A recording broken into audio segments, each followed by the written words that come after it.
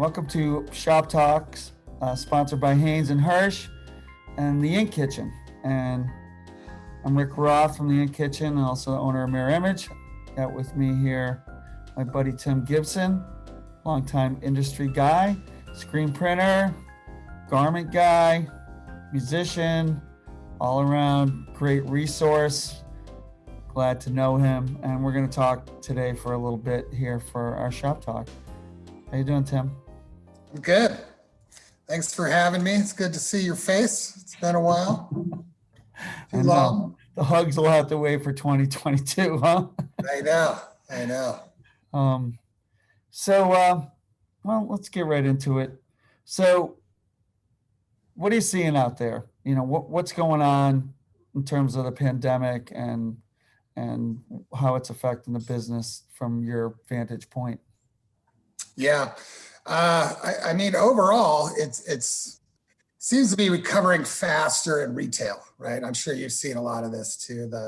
A lot of online retail business, the print on demand business has actually been up. So we've seen increase with those verticals. The everyday, obviously the event business and tour and all that stuff's been tough, with no gathering and no events. That business has been very slow, sadly. But do you see people making adjustments? We work with one big concert, and they had an online concert. They actually had pretty good sales of garments. Do you see people making those kind of adjustments, or are most people just knocked flat? Yeah, I see. I mean, a lot of people have made those adjustments. To your point, a lot of even artists directly have added, well, I don't want to say added, but increased their presence online with their merch, and people still want to support their favorite band, and they still want to, wear that shirt and support that artist. And I've seen a lot of people pivot to that, and then even online concerts, virtual concerts. And I've done a couple of video streams myself in my little recording studio here in Austin with a couple local artists that just did performances in my space and reached their audience globally, from a virtual level, which was pretty cool, and sold merch, during their web stream. So yeah, everybody's just getting really creative and finding ways to continue to do business. So do you think some of the trends that are happening are just maybe accelerated of what was already going on, and then are some things, just because of COVID and we won't see it again? It seems like that retail uptick is, e-commerce was happening anyway, and it maybe just pushed it ahead. What, in terms of Hanes plans and your plans, was any of this unexpected, or maybe just the speed of it unexpected? I mean, a couple things there. I mean, to your point, I mean, there were certain things that were already happening that were accelerated by the pandemic. I would agree with that. Yeah. As far as e-com goes, definitely there. And retail, because traditional brick and mortar retail, they didn't order like they normally would in season, right? So as we started to come out of I guess what would be the very lockdown part of the pandemic, and retail started to ramp back up, they were all left with no goods to sell during holiday, right? Right. So a lot of those type of customers just needed to reload quickly. So e-com became the channel to do that, and print on demand, obviously that as well. But there was a big lull in the time that, we as mills were able to manufacture, right, early on in COVID because of lockdown and things like that, to the time where all of a sudden the retail and e-com channel needed goods, and they needed them fast, right, to fulfill holiday needs. So I think, the acceleration of e-com growth is definitely been a byproduct of the pandemic, for sure. I mean, we've already all seen it, but I mean, we all buy everything online now. I mean, hardly anybody, I don't even go to the grocery store anymore, Yeah. I mean, it must be pretty challenging, I would say, though. I mean, you have pretty long lead times from, buying the cotton to a finished product. Must have been hard for, a company like Hanes, or really any of the major mills, to pivot for all those changes. Must have been a lot of challenges, I would think. Major challenges. Yeah. I mean, everybody, I mean, not just Hanes, but every mill. I mean, we were all in the same boat, right? Like we weren't able to manufacture in a fashion that we normally would. So Right. even though we had forecasts based on prior year sales or what we call tills or today's inventory levels, we like to Right. keep them at a nice, healthy level. But because of COVID and restrictions in manufacturing and having our employees be safe, we could only produce a fraction of what we normally would in a non-COVID time. So You fortunately, might have we made a few own more most of it. masks than you planned also, huh? Yeah, very strict. Yeah, very. I mean, have to be very strict. And, I mean, but how yeah, your many capacity. I mean, you did turn that pretty quickly for a big company. I was really kind of shocked how quickly you came out with a pretty great mask. It's one of my favorite masks to wear. The Yeah, your cotton masks are pretty nice. Um, yeah. I mean, that was just in a space of a couple months. You had millions. It seemed like. Is that Days, true? really. I mean, it was phenomenal. Yeah, Yeah. and again, I mean, the White House reached out to us early on and just said, could you guys make masks? And within 5 to 7 days, I think we designed, got emergency FDA approval, Right. and started manufacturing and brought in some other partners in the consortium, some other partners in our industry to help with that manufacturing. It was amazing feat, really, and millions of masks. And the tough part for us, for me, and my sales team is we weren't able to sell it, our mask anyway, to this channel, right? So we had to kind of sit on the sidelines and Right. not be At able to first. help you Yeah. all out with Matt. You remember how crazy the demand for masks was early on. Yeah. We couldn't sell any to the public because we were making them for the government. So we Do kind you of. think do you think the new president with who said that he's going to mandate masks on federal in all federal facilities and so forth, and that's going to be more of the tenor of it, which is to have everyone wearing masks like they do in other countries? You think that we're going to see a resurgence in more mask sales? I guess that's the first part. And then the second part, do you think maybe like it is in Asia, that masks are here to stay, you know? Yeah, I mean, we've definitely seen a downturn in the demand, Right. obviously, as the vaccine has been introduced and people are just feeling a little more comfortable about not having a huge supply of masks. I mean, they're still Right. selling. It's more of a steady flow now, almost like t-shirts, like we know we're going to get reorders, but it's not that crazy high demand. Right. And, I think, people that wear masks are going to continue to wear masks. People that don't want to wear them are going to be forced to wear them if they want to go in anywhere in public. But I think to your point, it's just going to become an everyday part of your wardrobe, just like a pair of socks or a t-shirt is. You get up and you go to your sock drawer and you pull out your socks and your mask for the day. And, it's just going If to you be. wear makeup, I think you're happy about it. You're like, oh, I don't have to wear any lipstick today. Yeah. It just becomes an everyday part of your life. And I think everybody's kind of used to it now. And Yeah. What we hope, we just want people to be safe. And if it helps with that, which is proven that it does, Yeah. then it's a good thing, but I don't think any of us in the t-shirt business want to continue to sell masks. We want to get back to selling apparel. So, Right. So speaking of apparel, what's going on out there in terms of trends that may be, affected by the pandemic and may not? Like what's going on in terms of style, color, what are you seeing out there? yeah, I mean, we've seen, as everybody has, I'm sure, just a massive growth in fleece, and that's not just hooded fleece, but crew fleece, any kind of lounge type wear, joggers, everybody's at Yeah. home. Everybody wants to be comfortable. So the fleece is continued to just grow like crazy. It's amazing. I mean, everybody was sold out of fleece during holiday, as you know, because I remember you reached out to me. There was a But point where I looked, was it early last week, I think? And all the major distributors around me, no one had a black Yeah. hoodie that had large and extra large inventory in any of their warehouses.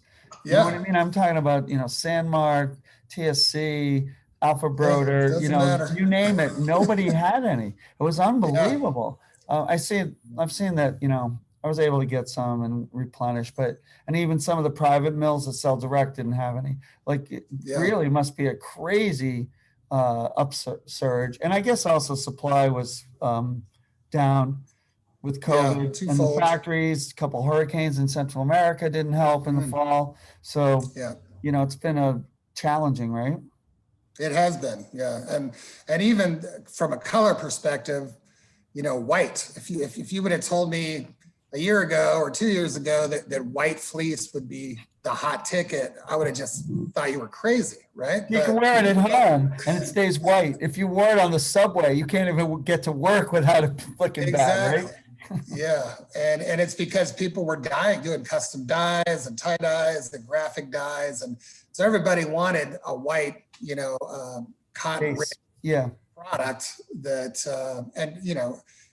we sold out, very early on in the holiday. Luckily, again, I would say we were in a better position than most just because we own our manufacturing and we were able to shift a Right. couple and move some things to different, countries of origin where we have manufacturing and continue to produce at a high level and quickly. So But what we left about a lot on the table. what you other know. colors besides white? I've kind of seen an uptick in green. You seeing that? Like Yeah, forest green, olive green, that kind of stuff. yeah, I would say, yeah, a little bit of an uptick there, but a lot of gold, which was interesting. Really? Wow. A lot of gold. I'm trying to think of another interesting color that was in high demand. Baby blue, light blue, We had a big order today of baby graphics. blue, actually. So yeah, there you go. Yeah, Interesting. So like Carolina blue, light blue, those kind of colors, you mean? yeah. So a lot of that. So Oh, I know what else I wanted to ask you. So, BPT is kind of classic and stays in the mix always. Um, but have you seen sort of what seemed to be a trend of people wanting bigger shirts, that formerly wanted? I would think BPT would be well situated because it's ring spun and soft, but it's yeah, not fitted. And it seemed like people, I know we have quite a few more customers that are wanting, not so fitted garments. You seeing any traction there, yeah, or what's going on with that? yeah, very much so. Yeah, it's kind of the perfect storm for the BPT, and to your point, it's a heavyweight and it is ring spun and it is a looser spec. But yeah, it's been climbing quite a bit as far as data shows that Right. that looser fit, but still soft. People still want the soft, but it's that OG Right. baggy, loose fitting tee, and it's the new generation. If you look around, I have a young daughter, and I see a lot of, I guess what would be millennials and Gen Z are wearing just really oversized shirts. Yeah. Very fitting. Billie Eilish, for example, is using Hanes for her tour and her merch, and she's using the Eco.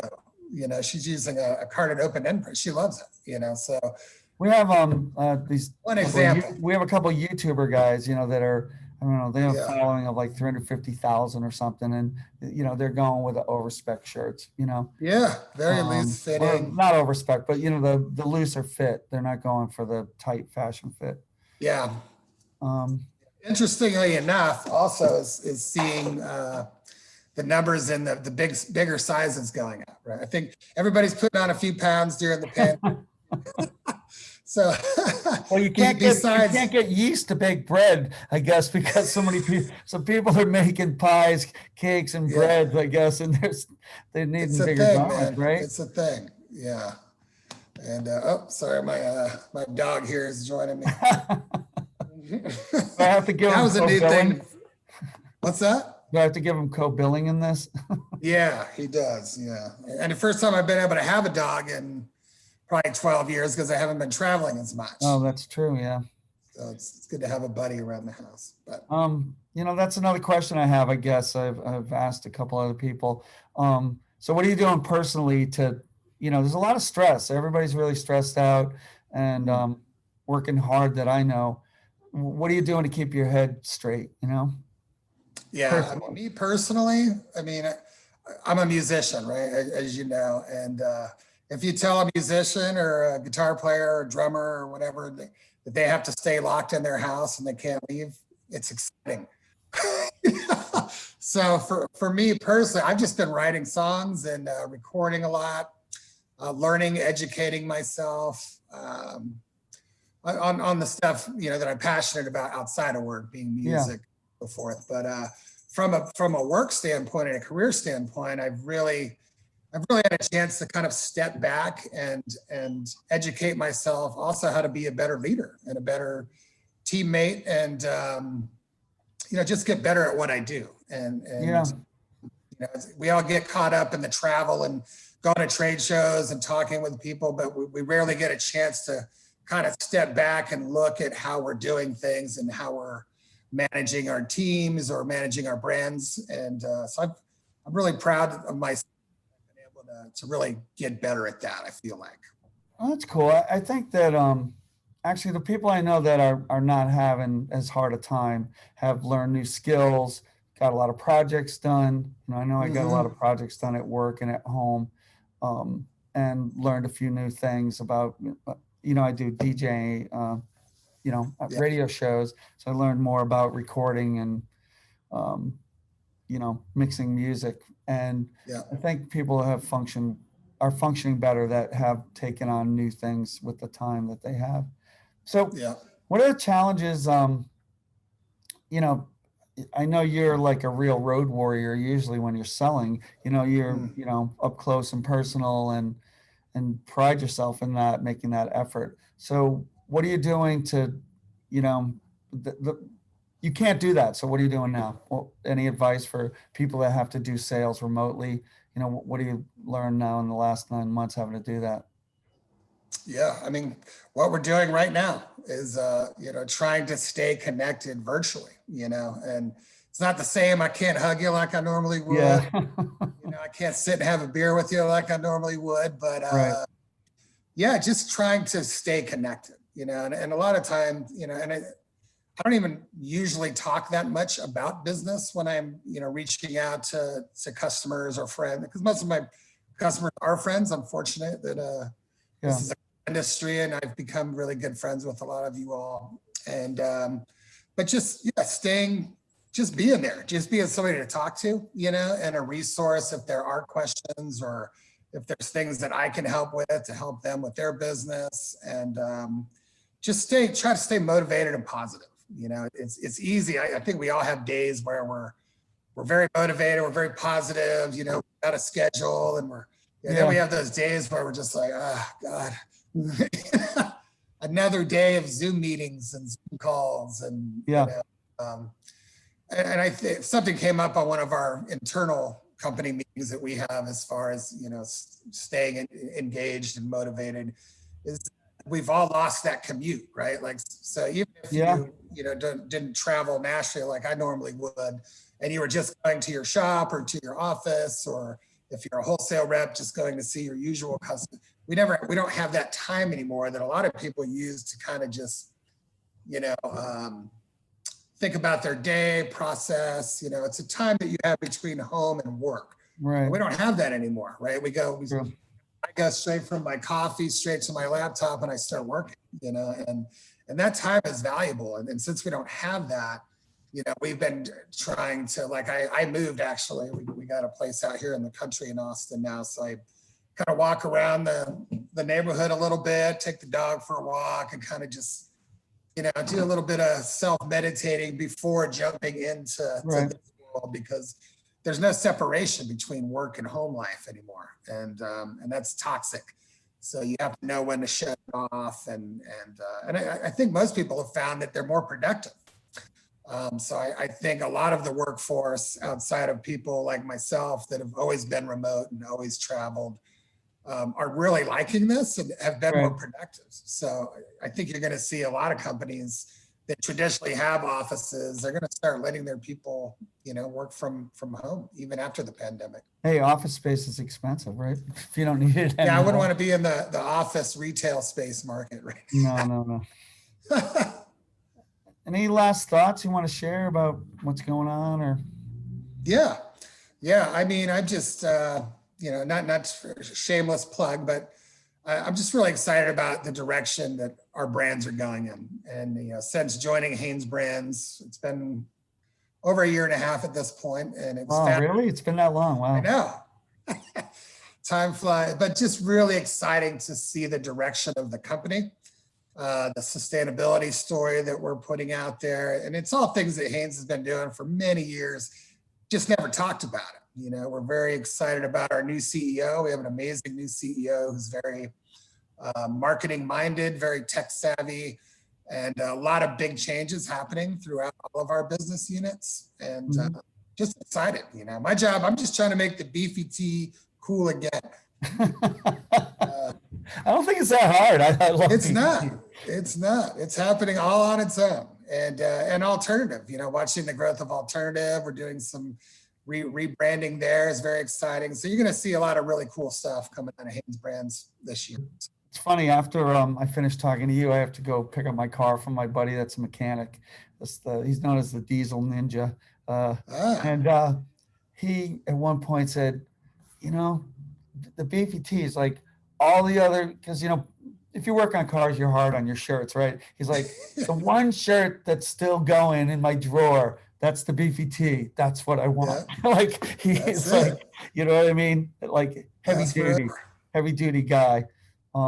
So it's funny, I'm going to go see him, and he's a beefy tea customer. Hey, thanks a lot.